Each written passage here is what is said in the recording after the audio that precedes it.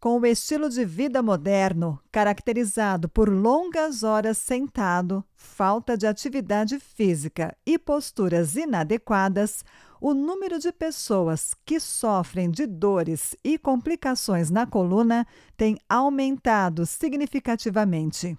A gente já tem isso daí bem definido, que as pessoas que permanecem por períodos prolongados na posição sentada forçam muito a coluna, né? A posição sentada força muito a coluna. E se você trabalha muito tempo sentado, de frente para um computador, de frente para uma tela, por muitas das vezes você até inicia o seu trabalho numa posição correta, mas ao longo do tempo você já está ali escorregado na cadeira e todo tortinho, e isso no final do dia acaba prejudicando. Levantamento realizado pela Organização Mundial da Saúde mostra que somente a dor de cabeça supera a dor lombar.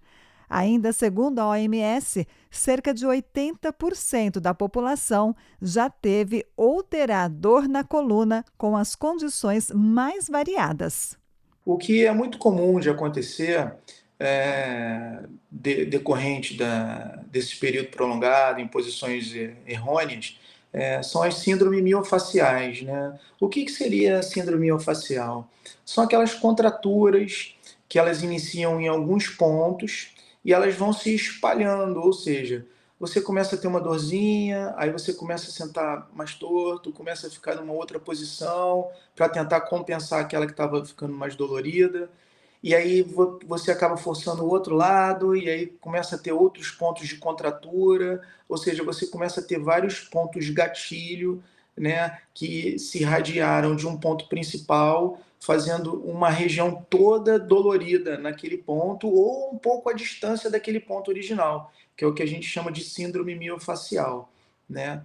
E isso, com o decorrer do tempo, quando a pessoa já tem algum fator predisponente, como já tem um aumento do peso, ou seja, ela já tem uma sobrecarga mecânica naquela coluna, começa a alterar a posição entre uma vértebra e a outra, ou seja, as facetas articulares, onde elas se apoiam. E isso aí começa a dar uma dor facetária também, que é ali a cartilagenzinha da articulação da coluna.